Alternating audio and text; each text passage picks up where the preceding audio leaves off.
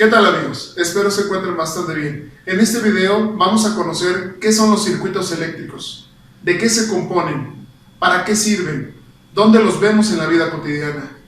Vamos a analizar algunos tipos de circuitos. Analizaremos las características de circuitos en serie y circuitos en paralelo.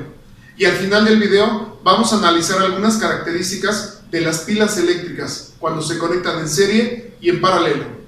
Esto y más aprenderemos en este video. Comenzamos. La física está en todo lo que nos rodea. Es la naturaleza.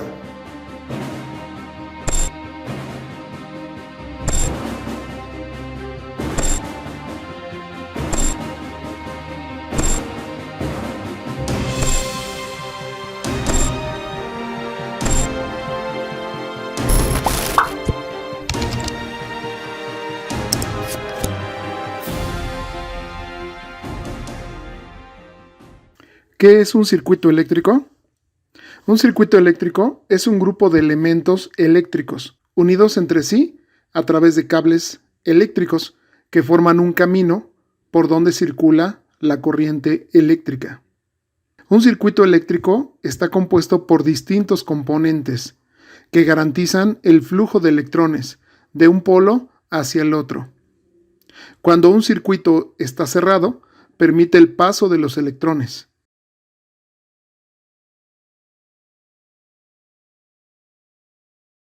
Y cuando se abre, corta el paso de estos mismos y ya no permite que circulen.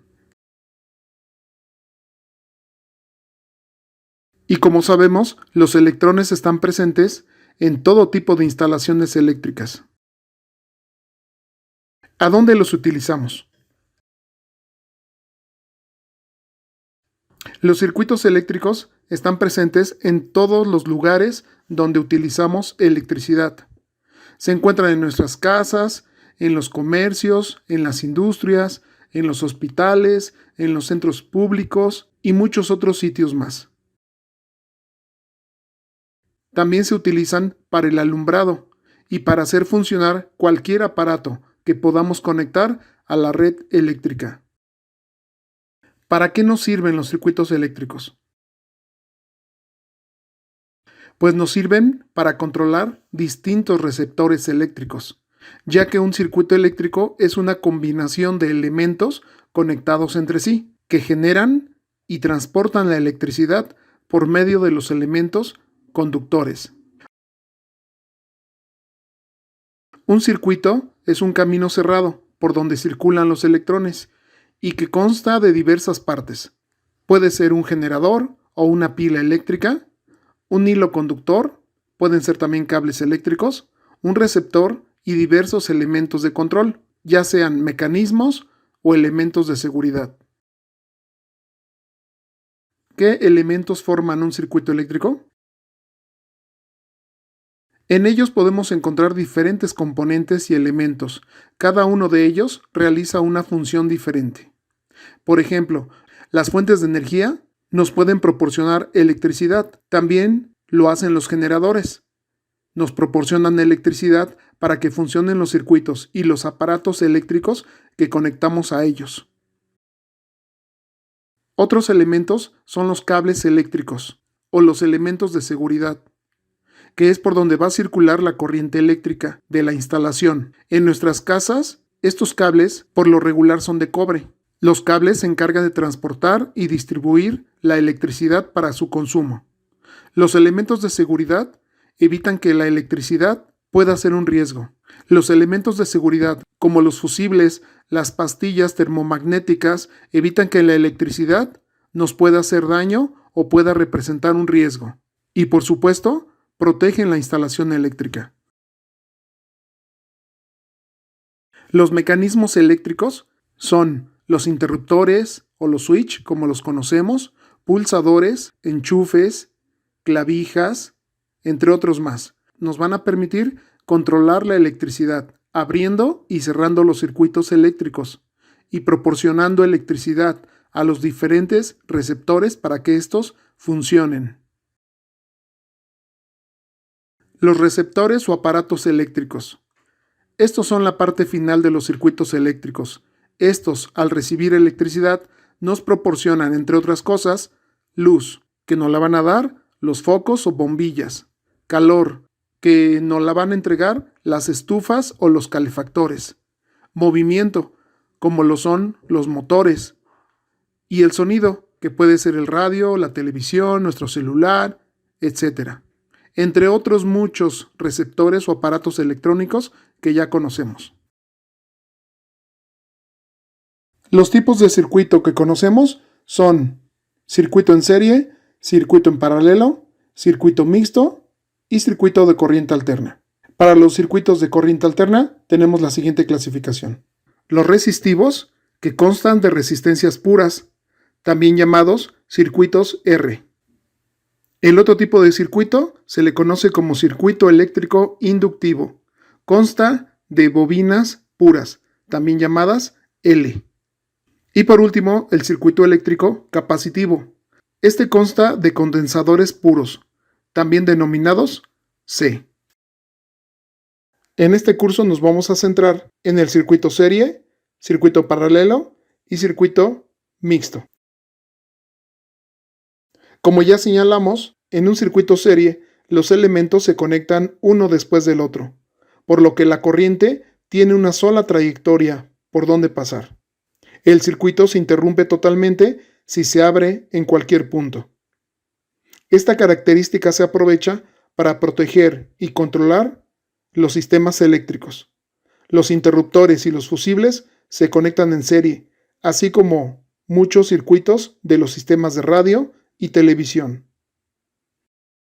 En un circuito serie, los electrones tienen una sola trayectoria, ya que existe la misma cantidad de corriente en todos los elementos del circuito. ¿Y qué pasa con el voltaje?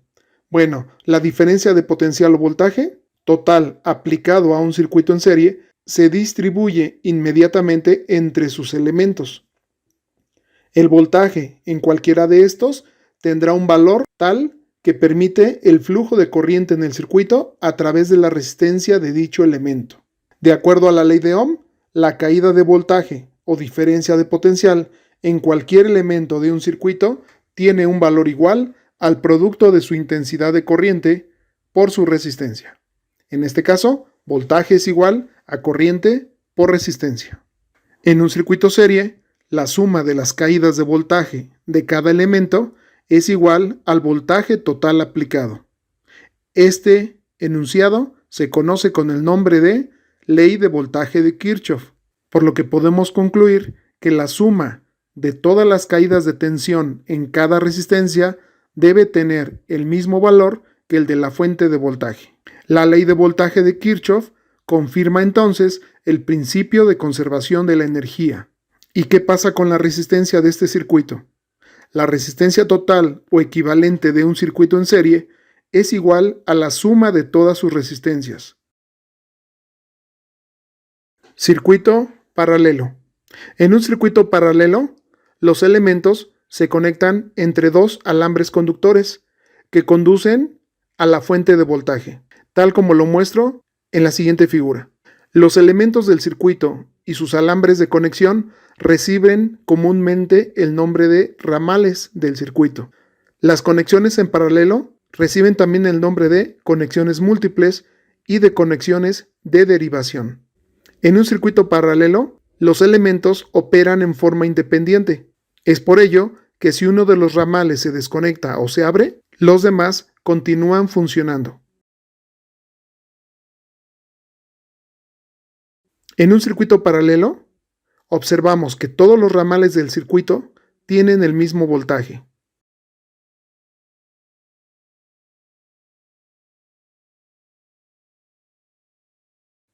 Sin embargo, la corriente total se distribuye entre los tres. Esto quiere decir que el valor de la intensidad de corriente en cada resistencia se puede determinar dividiendo la caída de voltaje entre el valor de la resistencia. Si el valor de la resistencia es pequeño, el de la intensidad de corriente será grande. Por ello, cuando todas las resistencias conectadas en paralelo tienen la misma caída de tensión, podrán tener o no la misma intensidad de corriente, dependiendo del valor de su resistencia. En la instalación eléctrica de tu casa, todos los focos y todos los aparatos están conectados en paralelo, pues requieren del mismo voltaje para funcionar y de los valores distintos de intensidad de corriente. Quiere decir que cada uno consume diferente corriente, pero el valor del voltaje es el mismo para todos. La corriente total que se suministra a un circuito en paralelo es igual a la suma de la corriente de cada ramal. Por tal razón, se funden los fusibles de nuestras casas cuando conectamos al mismo tiempo muchos aparatos. Ya puede ser que conectes la lavadora, el televisor, la plancha, que arranque la bomba para bombear agua hacia el tinaco y además encendemos focos, y entonces esta gran cantidad de dispositivos eléctricos requiere mayor corriente eléctrica, de tal manera que la corriente total alcanza un valor superior a la capacitiva o amperaje nominal que maneja el fusible. Y para evitar que la instalación se nos queme o se sobrecargue, el fusible se funde e interrumpe inmediatamente el suministro de la energía eléctrica, debido a que este componente está conectado en serie con la toma general de la corriente. En un circuito en paralelo, mientras más ramales haya, más trayectorias habrá para la circulación de la corriente. Por ello, disminuye la resistencia total o equivalente, que determina el flujo de la corriente. Entonces, la resistencia total o equivalente de un circuito en paralelo siempre tiene un valor menor que la del ramal con la resistencia de menor valor. Por definición, la resistencia equivalente es aquella que presenta la misma oposición al paso de la corriente. Esto quiere decir que la resistencia total va a ser menor a la menor resistencia que esté conectada en el circuito. Por ejemplo, si el aparato de menor resistencia midiera 10 ohms, pues el total de la resistencia será menor a 10 ohms. O si la resistencia menor que tengas en un circuito paralelo es de 3 ohms, la resistencia total será menor a 3 ohms. En el siguiente curso abordaremos más a detalle la solución de circuito serie y paralelo y cómo aplicamos estas características. Conexiones eléctricas de pilas o baterías en paralelo o en serie. Estos dos tipos de montajes de pilas son los que utilizamos en diferentes tipos de aparatos eléctricos que funcionan con pilas o baterías. ¿Qué ocurre cuando conectamos varias pilas o baterías?